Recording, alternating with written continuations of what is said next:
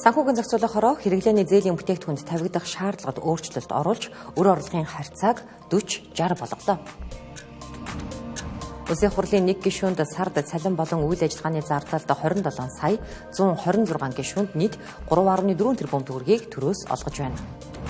2024 онд 607 хүн шинээр бөөрийн дутагдлаар онцлогдож, бөөрийн донор хүлээж байсан 167 хүн нас орчээ. Манай улсад бичил биетний эсрэг эмийн тесвэржилт 70% байна.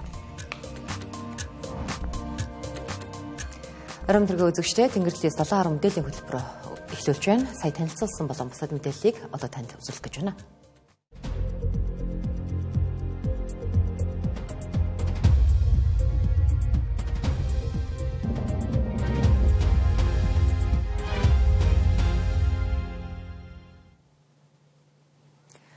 Улсын хурал дотор 3 шатны шүүхээс ял сонссон хэрнээ хууль тогтоох үйл ажиллагаанд оролцоод явж байгаа нэг хүн бол Даваагийн Цогтбаатар. За мөн чуулганы хуралдаанаа байн тасалж барагтаал төрийн ордонд харагддаггүй цор ганц хүн бол Халтмаагийн Баттулга.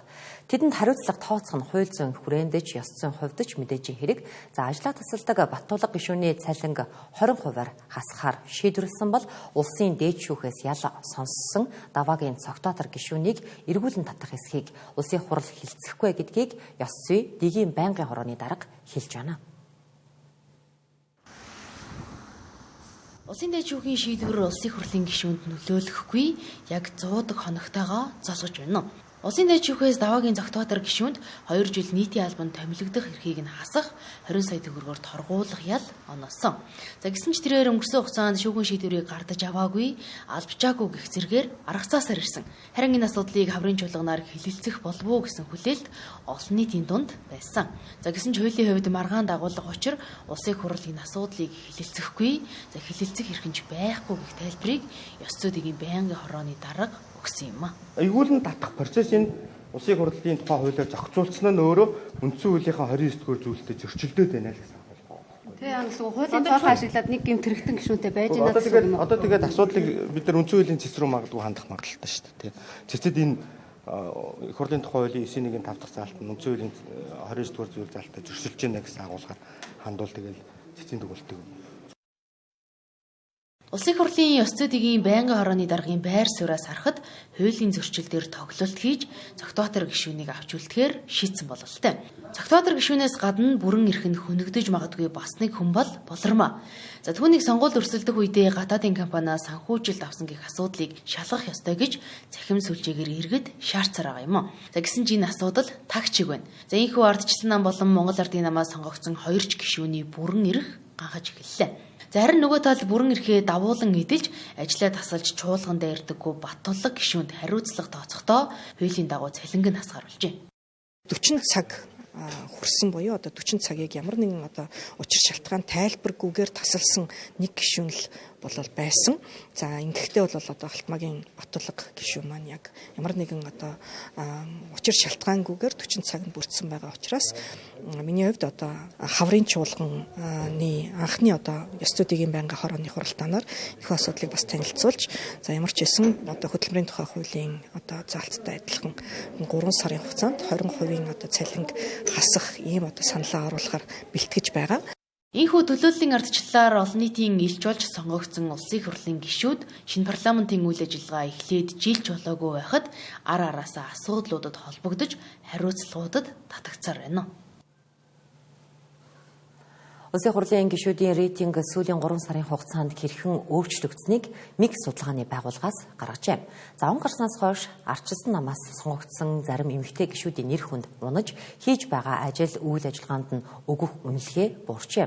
За ерөнхийлөгч ерөнхий сайдын рейтинг харьцангуй доктортой байгаа бол хотын дарга Нямбаатрын нэр хүнд бага багаар унсаар байгаа гэх судалгааг танилцуулсан байна. Иргэдийн түгээс улсын хурлын үйл ажиллагааг төдийлөн сайшаахгүй байгаа гэсэн үр дүн гарчээ. 126 гишүүнтэй парламент бүрэлдсэн цагаас хойш буюу өнгөрсөн жилийн 7 сараас эхлэн улсын хуралд өгөх иргэдийн үнэлгээ тасралтгүй буурсаар байна. Үр дүнтэй шийдвэр гаргаж чадахгүй ирнэ зарим улсын хурлын гишүүд чуулганаа тасалдаг. Ялангуяа эрүүл мэндийн салбарт анхаарахгүй байгааг дурдж үнийн өсөлтийн талаарх шүүмжлэлийг үлдээжээ. Харин Монгол Улсын ерөнхийлөгч ерөнхий сайдын рейтинг өсөлтийг ч үзүүлсэнгүй. Дорьтой бууралтыг ч харуулсангүй.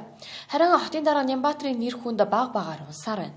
Үүнд автомашины татварыг нэмж, машины номерыг хязгаарласан үйл ажиллагаанд нөлөөлжээ. Харин улс төрчдөөс гаргасан шийдвэр хийсэн үйл ажиллагаа нь огт таалагддаггүй гишүүдээр сангийн сайд жавхлан улсын хурлын дарга амар баясгаланаар толгой зөгчээ. Ганц эмэгтэй гишүүн байгаа нь соёл спорт, аялал жуулчлал залуучуудын сайд Наминг гэжээ.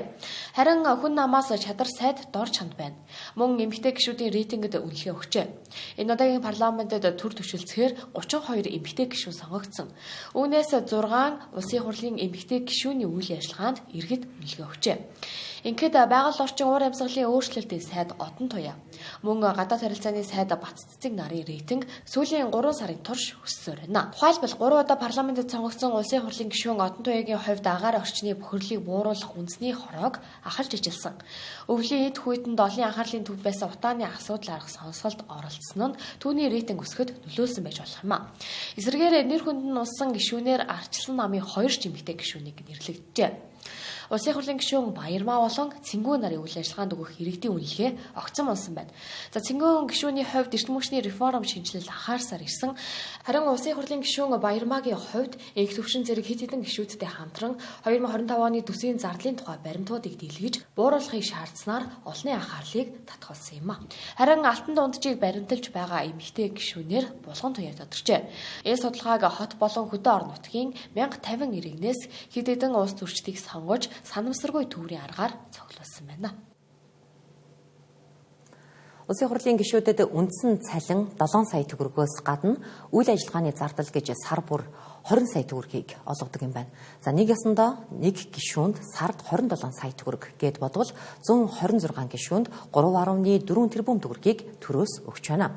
Үүнийг жилээр нь тооцвол 40 гаруй тэрбум төгрөг болж байна. Энэ мөнгийг гишүүд зөвлөх туслахуудаа цалинжуулахаас эхлээд хууль боловсруулалттай холбоотойгоор мэргэжлийн хүмүүсээс зөвлөгөө авах зэрэгт зарцуулдаг байна. Улсын хурлын гишүүд сардаа 20 сая төгрөгийг үйл ажиллагааныхаа зардалд зарцуулж байгаа нь өндөр дүн гэж олон нийт шүүмжилж байна. За учир нь гишүүдэд олгогдож байгаа нэг төгрөг бүр иргэдийн халааснаас гарч байгаа. Зарим гишүүдийн зүгээс хууль тогтоох ажилд энэ хэмжээний мөнгө шаардлагадаг гэж тайлбарллаа. Хуучин бол одоо 6-аас 7 сумаас нэг их хурлын гишүүн гардаг байсан. За тойрогт ажиллахад бол харьцангуй бага зардалтай байсан баг. За одоо бол 4 аймаг, 3 аймаг, 300 мянган иргэдийн төлөөлөл болж ажиллаж байгаа. Тэгэхээр энэ тохиолдолд нөгөө мэдээ хүргэх, ядаж нутаг орноороо ингээд бүтэн тойрж бүх иргэдтэйгээ уулзахад бол одоо мэдээж хэрэг зардал хэрэгтэй байна. Тэгэхээр энийг одоо бууруулснараа төсөвт хэр хэмнэлт гарах юм те. Тэгтэл иргэд их хурлын гишүүдийн хооронд харилцаа хэр холдох юм гэдэг энэ дээр бид нэр эхлээд дүгнэлтээ гаргах хэрэгтэй. Ялангуяа энэ тойрог томорцсон энэ үед бол тэр тойрогт зарцуулах бол дархнаалд бас тийм шиг юм. За дээрэс нь бол энэ дээр бол нөгөө судалгаа шинжилгээ хийх, бодлогын судалгаануудыг захиалах, мэдээж тэр судалгаа нь бол дандаа нөгөө тэр баталгаж байгаа өргөн барьж байгаа хуультай холбоотой ийм асуудлуудад зориул гэсэн ийм бол дүн байт юм билээ. Яг үндэ бол одоо өнөөдөр ч хүртэл ингээл байж байгаа бодит юмд бол одоо ийм санхүүгийн одоо тийм одоо гуйлаа гусалтууд бол маш байдаг. Одоо тэгэл янз янзын арга хэмжээнүүд, янз янзын одоо тийм ой тий одоо баяр ёслол за тэгэл одоо нэг удаагийн тусламж гэх мэтлийн зүйлүүд бол одоо маш их байдаг. Одоо бид нар чинь өөрснөө одоо бүгд л одоо хуульч биш юм болохоор тий хуулийн одоо зөвлөмж янз янзын одоо тийм ойлголт тайлбаруудыг авахд одоо тийм зүйлүүд л зарцуулдаг л да. Хууль санаачлаа судална гэдэг нь та хэд өөрсдөө мэдж байгаа тий. Хууль санаачлал гэдэг нь процесстэй. Олон үе шаттай. За ялангуяа яг тухайн салбараар нь олон хэлэлцүүлэг, олон төрлийн бус байгууллагууд, олон нэг эрх ашиг нь хөндөгдөж байгаа бүх талуудтай уулзаж ярилцсан. За дээрээс нь иргэдээ санал авна гэдэг олон процесстэй байдаг болохоор зардлын хувьд гэхэд зүгээр одооныхан байгаа нь миний хувьд бол зүгээр хувь гишүүний хувьд ярихад хангалттай гэж үзэж байгаа шүү. 126 гишүүний суух өрөө ажиллах тав тухайг хангаж сэтгэлд нь нийцүүлэх гэж улсын хурлын тамгын газар хэсэгтэл завгүй байсан. За 100 гаруйлаа болж бүл нэмсэн тэднийг туслах зөвлөхүүдтэй нь төрийн ордонд багтааж шингээхээс эхлээд засвар шинжилэлт нь улсын төсвөөс 12 тэрбум төгрөгийг зарцуулсан. Гишүүдийн тоо нэмэгдсэн ч зардал нь төдийлөн нэмэгдэхгүй гэж шийдвэр гаргагчид хэлж байсан нь саяхан шахам. За одоогийн улсын хурлын дарга амар эсгалан засгийн газрын хэрэглэх газрын дарга байхдаа 126 гишүүнтэй болвол нэг өрөөнд 2 гишүүнийг суулгаж дунд нь нэг туслах ажилуулна гэж хүртэл мэдэгдэж байсан. За харин одоо хамтдаа сууж байгаад нэг өрөөнд ажиллаа хийж байгаа ганц ч гишүүн алга. За бүгд хувьдаа туслахтай, зөвлөхтэй, зарим нь бүр PR багтай байна. За цалин нь 4 сая төгрөгөөс 7 сая төгрөг болж нэмэгдсэн байх жишээтэй.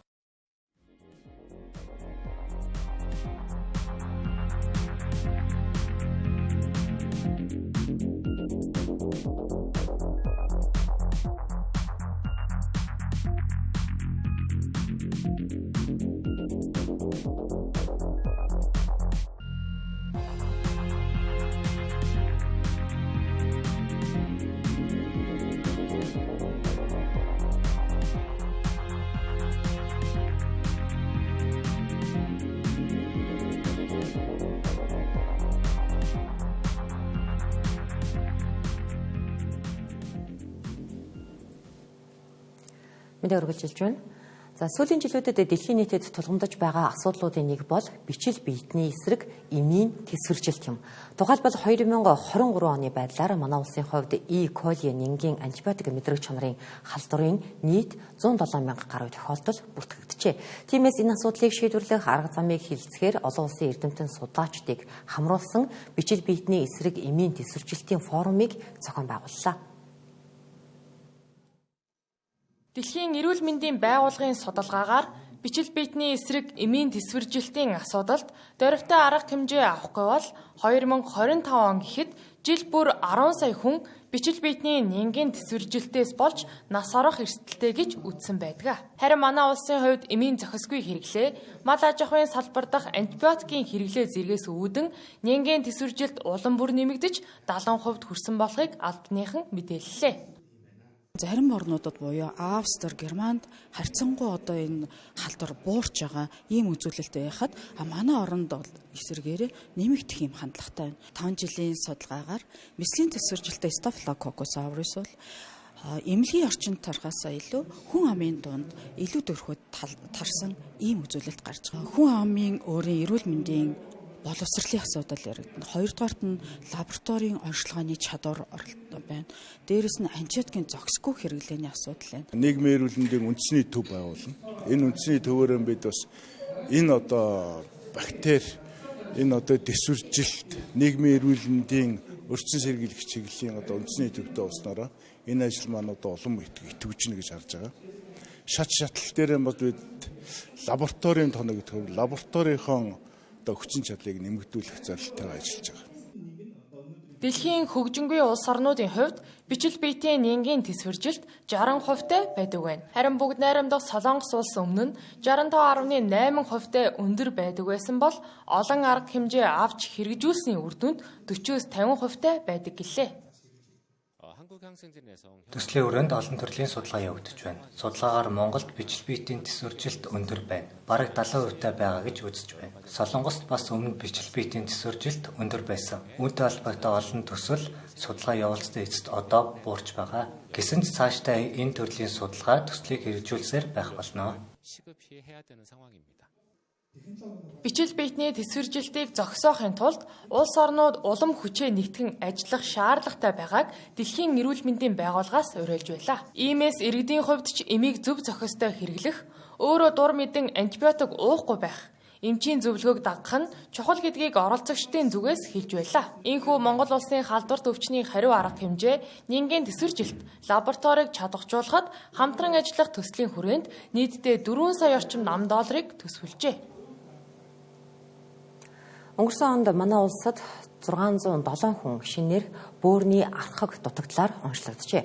Бөөрийн архаг дутагдaltaй хүн донор олдохгүй бол насан туршдаа гемодиализ аппаратаас хараат болдог. За одоогоор 2988 өвчтөн аппаратаар цусаар шүүлхэн донор хүлээж байгаа юм байна. Манай улс амьгүй донорын талаарх ойлголт муу байгаагаас шалтгаалаад донор олдохгүй нас барах тохиолдол цөөнгүй байдаг гэлээ.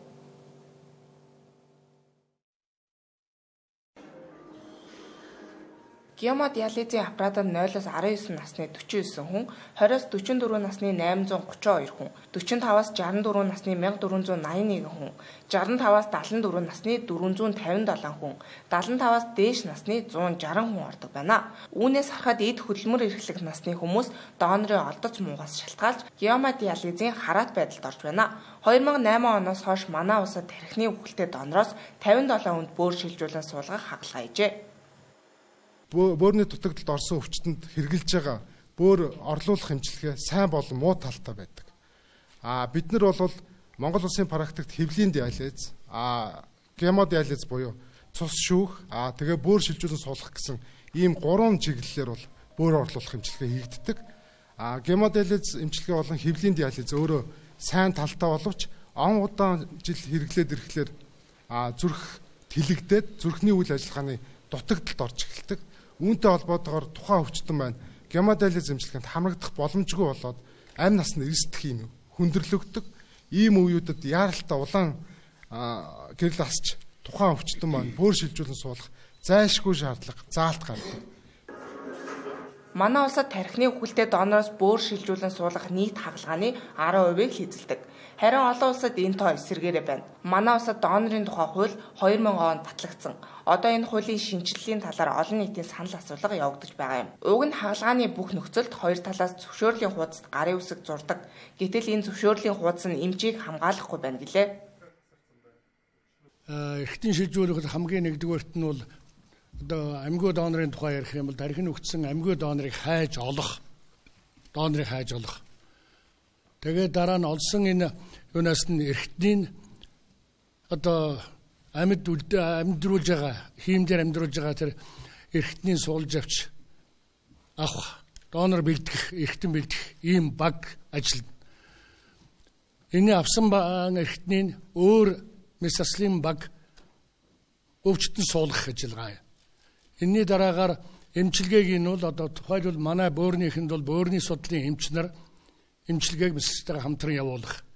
Ингээд гарсны дараагаар эмнэлгийн дараагаар хяналтын баг ажилтдаг юм цогцоор юм байна. Монгол улс сард дархлаа дарангуйлах хэмэнд 150-аас 200 орчим сая төгрөг зарцуулдаг бол гемодиализын эмчилгээнд 1.9 тэрбумыг сард зарцуулдаг байна. Өөрөөр хэлбэл бөөр орлуулах эмчилгээнүүдээс бөөр шилжүүлэн суулгавал урт хугацаанд эмчилгээний зардал буурдаг байна. Гүнээсээ хайрлын аяны хүрээнд усыг хэмнэх, дахин ашиглах, хамгаалах чиглэлээр бодиттой ажлыг санаачилсан, хэрэгжүүлсэн иргэн судлаач, аж ахуйн нэгжүүдийг шалгарууллаа. За мөн усны нөөцийг хамгаалахад олон жилийн турш идэвхжиж санаачлагтай ажилласан компаниудыг усны элч байгуулгаар тодрууллаа. Усны шилдэг шийдэл санаачлагч иргэнээр Баттар шалгарлаа. Тэрээр 13 давхар орон сууцны хамгийн дээд давхарт амьдардаг байна. За үүнийгээ давуу тал болгож дээврээ ашиглан 14,000 литр борооны усыг хоригдлуулжээ. Борооны ус чинь ингээл гадагшлал нөгөө туул руу ч юм уу сэл бол руу урсаа авчиж байгаа шүү дээ. Бид нар ч одоо зам маань үйлдэлтэй байдаг. Гэтэл манайх бол дээвэр дээр орсон борооны усыг тосож аваад нэг тооны хоёр шиг саваар тосож аваад тэрнээсээ нөгөө жижиг савндаа хийгээд 0 баач хийчээд тэр усаар ашиглаж байна. Гүнээсээ хайрлын аяныг санаачлагч, хэрэгжүүлэгч оюутлогын компанийн ус дахин ашиглалт 88.4% хүрээд байгааг хэлж байсан юм уу? Оюутлогын компани өнөөдөр ашиглаж байгаа газрын дор усны нөөц бол гүний олон газрын дор усны орд байж байгаа. За энэ ордоос бол үйл ажиллагаанд бол усыг 100% ашиглаж байгаа. За мөн хаягдлын сангаараа дамжуулаад технологийн усныхаа хэрэгцээнд бол бас нэмж бол усыг ашиглаж байгаа. Мөн ахуй хэрэглээндээ ашиглаж байгаа угаалга цэвэрлэгийн зарсан усаа бас мөн ингээд технологийн усны хэрэгцээнд ашиглаж байгаа. Тэгэхээр одоо усны нөөцийг хамгаалах, одоо бохирдлоос хамгаалах, дахин ашиглах зэрэгт хийсэн сайн туршлагуудыг бас ингээд одоо бүгд боломжоор хэрэгжүүлээсэй. Энэ бас ингээд сайн туршлагыг нийгэмд бас сониулах нь өөрөө бас илүү үрдэн одоо илүү одоо бусдыг уриалсан ийм агуулгатай бас яг шалгуулалт болсон байна.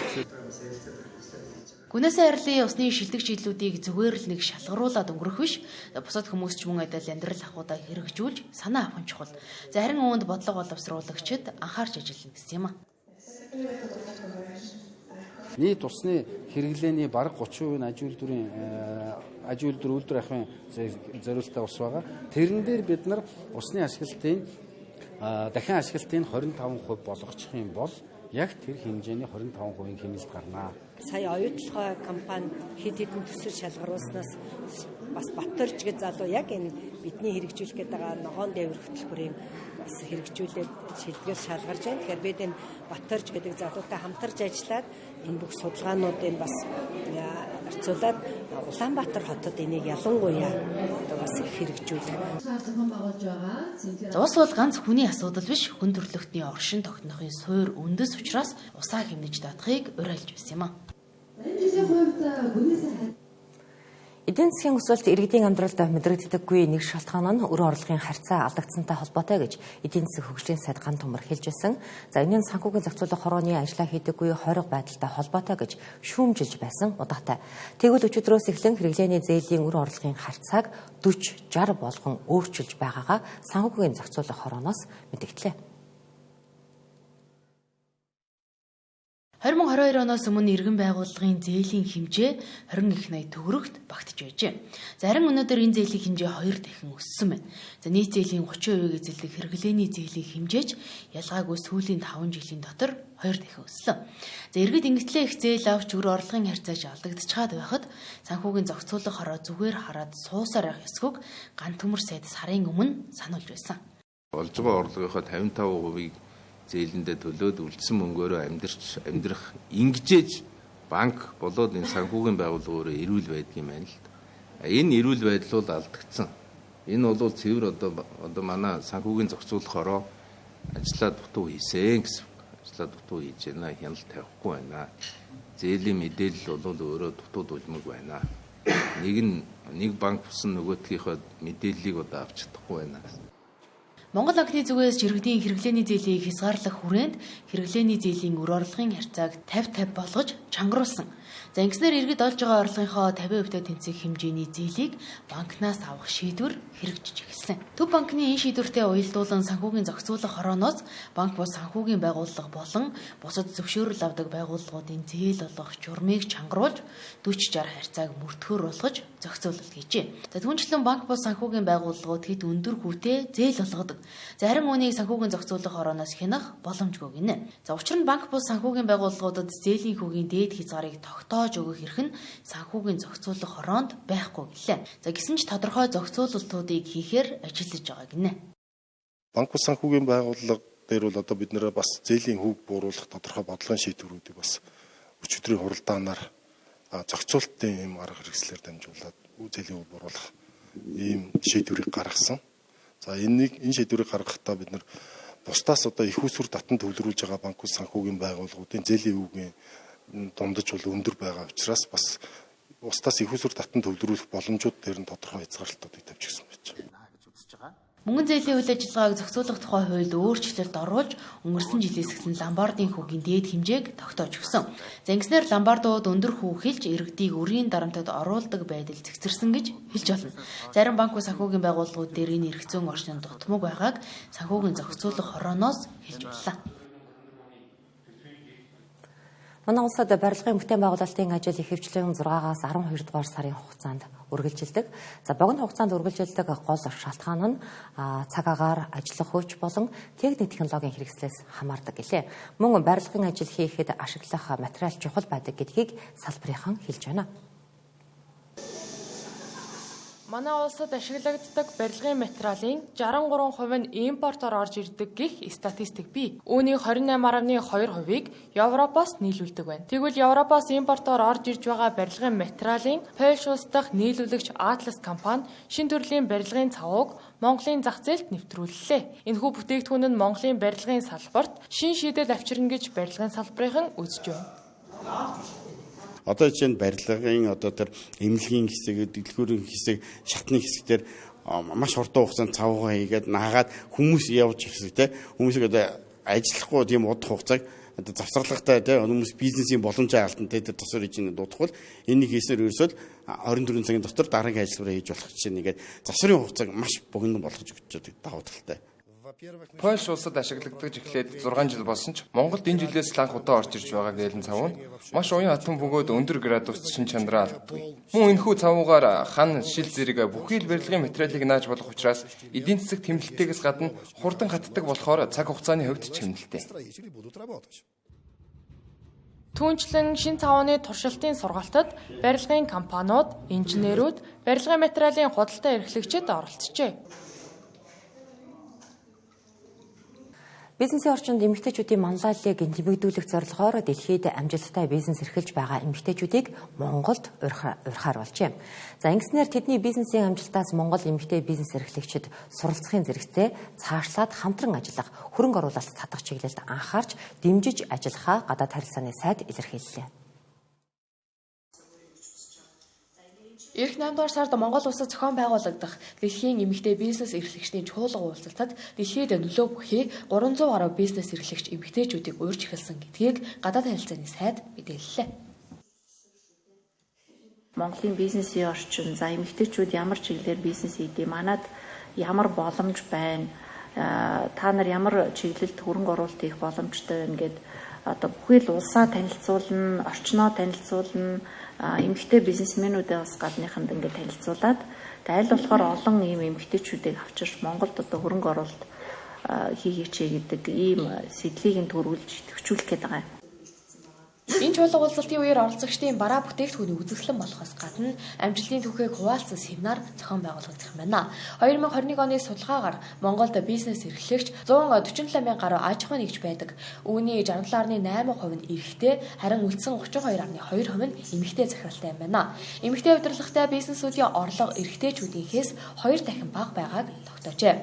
Тэгвэл бизнес эрхлэгч эмэгтэйчүүдэд тулгамдж байгаа асуудлаа хийхүү тодорхойллоо. За өөртөө бахан хөрөнгөөр эхлүүлсэн бизнесээ цаашаа явуулах гэхлээр нөгөө өөртөө байгаа зүйлээр барьцаа хөрөнгөө тавиад одоо зээл авсан байдаг. Дараагийнхаа нөгөө хөрөнгө оруулалтыг татах гэхлээр бас барьцааны асуудал ч гэдэг юм уу тэр банк болон энэ нөгөө бизнес эрхлэгч хоёрынхаа хооронд их уян хатан тийм нөхцлүүдийг бий болгож өгөөсэй. Тэгээ зээлийн хүүг буруулаас аж гэдэг юм уу. Гэх мэтлэнгийн төрийн сүгс ер нь тийм олон арга хэмжээнүүдийг авах хэрэгтэй л ахalta. Яг энэ дэлхийн бизнес эрхлэгч эмэгтэйчүүдийн чуулга уулзалт болох гэж байгаа бол яг энийг ашиглаад одоо нөгөө нэг дэлхийд гарсан амжилттай бизнес эрхэлж байгаа тэр эмэгтэйчүүдийн туршлагыг яг судалмаар байна. А яагаад тэгэхээр бид нар чи хөгжиж те илүү тэлжээж суралцж ингэж нөгөө тэр туршлагаас л ерөнхийдөө суралцаж тэр жимийг л дагаж босч ирэх учраас. Ирэх 8 дугаар сард зохиогдох дэлхийн бизнес эрхлэгч эмэгтэйчүүдийн чуулга уулзалтаар гарсан санаачлагыг нэгтгэж, гендрийн тэгш эрхийг хангасан бизнесийн орчныг бүрдүүлэх чиглэлд хууль санаачилж, хаврын чуулганд өргөн барихаа гадаад харилцааны яамнаас мэдээлсэн юм а. Өчигдөр олон улсын олимпийн хорооны 10 дахь ерөнхийлөгч сонгогдлоо. Тодорхойлбол Зимбабве улсын спортын сайд усан цэлэлтийн олимпийн хошин аварга Кристи Ковентри өрсөлдөж түүхэн дэх анхны эмэгтэй ерөнхийлөгч боллоо. За энэхүү олимпийн түүхэнд шинэ хуудсыг нээж байгаа Кристи Ковентригийн хувьд өнгөрсөн 1-р сард Швейцар улсын Давос хотод болсон дэлхийн эдийн засгийн форумын үеэр Монгол улсын талаар эерэг сэтгэгдлийг тээж явдгаа илэрхийлж байлаа. Mongolia House үнэхээр гайхалтай байна. Сүүлийн хэдэн өдөр Mongolia House-ийн хажуугаар өнгөрөх болгонд маш их хүн бужигнсан завгүй харагдаж байсан болохоор би орж чадахгүй байсан. Өнөөдөр эцэст нь орж ирээд цагийг өнгөрөх боломж олцсонд баяртай байна. 1894 онд байгуулагдаж байсан олон улсын олимпийн холбооны өмнөх ерөнхийлөгч бүгд эрэгтэй. Тэдний 8 нь Европоос, харин нэг нь Америкийн нэгдсэн улсаас сонгогдож байлаа. Өөрөөр хэлбэл Ковентригийн хувьд анх удаа гэсэн олон тодорхойлолтоогоор сонгогдсон байгаа юм а. Олон улсын олимпийн хорооны анхны эмэгтэй, мөн Африк ТV-с сонгогдсон анхны ерөнхийлөгч боллоо. Мөн тэрээр 41 настайдаа олонхын саналыг авснаар түүхэндх хамгийн залуу ерөнхийлөгч болсон гэсэн үг. Ийм нэг эмэгтэй олон улсын олимпийн хорооны ерөнхийлөгч болсон нь манай олон боломжийг нээж өгнө гэсэн хүлээлттэй байна. Том нэр хүндтэй олон улсын хэмжээний энэ том байгууллагыг энэ 40 гаруй 41 настай хүн эмэгтэй хүн удирдна гэдэг бол үнэхээр гайхалтай. Тэгэхээр манай Монголдо эдийн засгийн хувьд ч гэсэн ойролцоо, спортын амжилтын хувьд ч гэсэн ер нь гаргаж байгаа амжилтын хувьд ч гэсэн ойролцоо ийм улс манайд одоо ялангуяа энэ буураа хөгжиж байгаа, спорт хөгжиж байгаа гэх юм уу, эдийн засгийн хувьд гэх юм уу, ер нь л бүх хөгжлөөрөө ойролцоо болохоор ойролцоо улсуудаа ер нь улсууд бас их дэмжих ийм юутай бол байдаг өдөртлгүүд. Тэгэхээр манад бол айгүй эерэг сайн одоо үр дүнгуудад авчирна гэж би өөрөө хувийн үрд харж байгаа.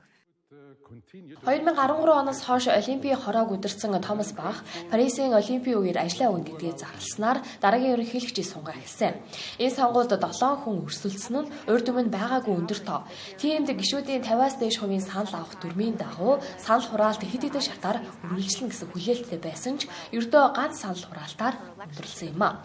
Эхний шатанд 97 гишүүний 49 түүнд саналаа хүчээ. Ингээд спортын удирдах дэд байгууллагын хамгийн том албан тушаалд сонгогдсон хамгийн залуу хүн болж байгаа юм а. Ингээ харвал олон улсын Олимпийн хорооны гишүүд түүнд өндөр итгэлийг хүлээлгэлээ. Үүний зэрэгцээ геополитикийн олон асуудал улс төрийн зөрчил маргаантай үед олон улсын Олимпийн хорооны ерөнхийлөгч болж байгаа нь маш том үүрэг хариуцлагыг давхар ногдуулж байгаа юм а. Тэнгэрлэгээс 7 10 мэдээллийн хөтөлбөрөөр үзүүллээ. Хамтаж анхаарлаа хандуулсан танд баярлалаа.